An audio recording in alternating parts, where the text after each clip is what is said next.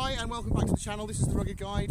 Something that some of you may not know if you're subscribing to the channel is that amongst all the car camping and the Land Rover restorations I do, I'm also heavily into my bike packing, and as such a couple of years ago I launched a bicycle brand called Bivvy bikes. I designed the frame and the forks myself. I've come from an engineering background. I've been in the bike industry for about 20 years.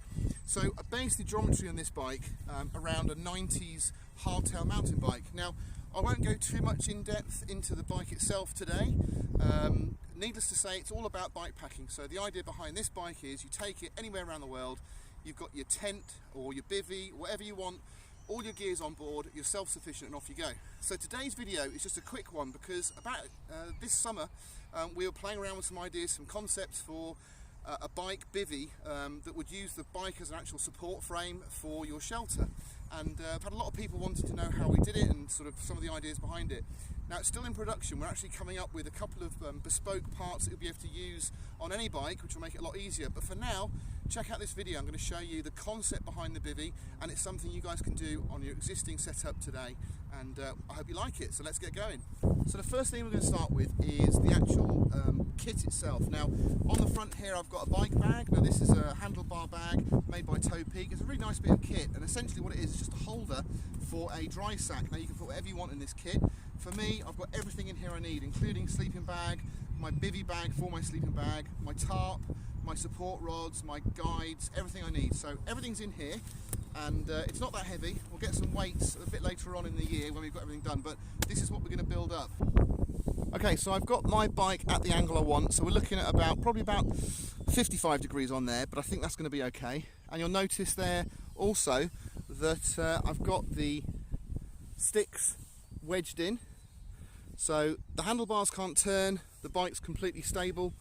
I've just basically taken length off. I mean, it's really solid. Not going to be able to move that.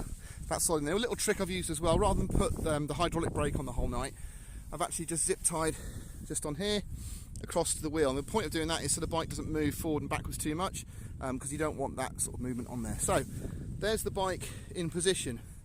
Now we have to put the central support beam in, which we'll do straight away.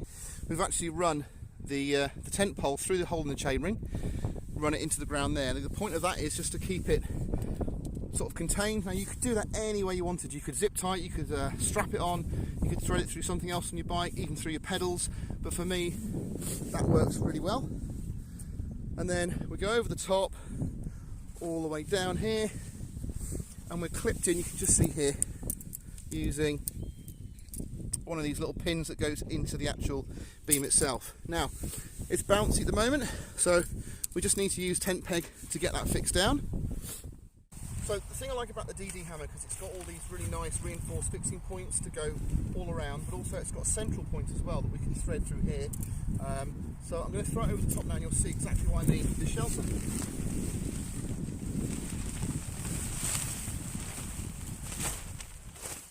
Okay, so we've got a basic shelter there, look now, so it needs a bit of tweaking, easy to do, but it's very quick to get up. So once you've got the knack of getting that central beam in position, which you can see there,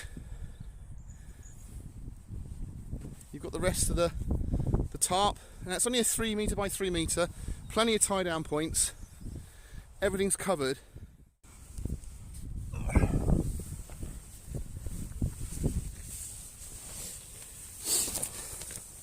So I've got the gimbal on track, and you can see I've got the bike here, that's leaning.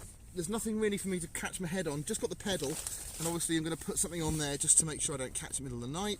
Plenty of room for more than one person, but the idea is that this is just for you and your bike. You can see here, look, if it pans up with me, I should be able to get up here. So I'm sitting up now inside. Again, there we go, plenty of room.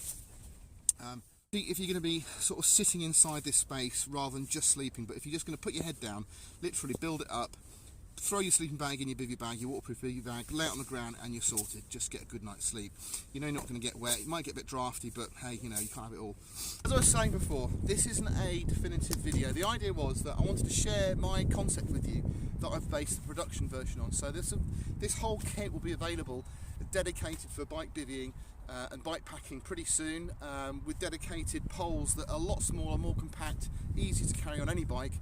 But that's going to cost money, and you know, maybe you don't want to spend any more money on your bike this year or next year. So the idea is this is something you could take on board yourselves, have a little play around with your own bike. I mean, literally looking at a couple of these walking poles that you might have lying about, anything you've got that's telescopic. But thanks for watching. Welcome to the channel. If you've not been here before, please come back for more bike packing stuff as well. If you're into overlanding, expedition driving and 4x4s, car camping, it's all right here. I'm Fraser and I'm the Rugged Guide. See you soon.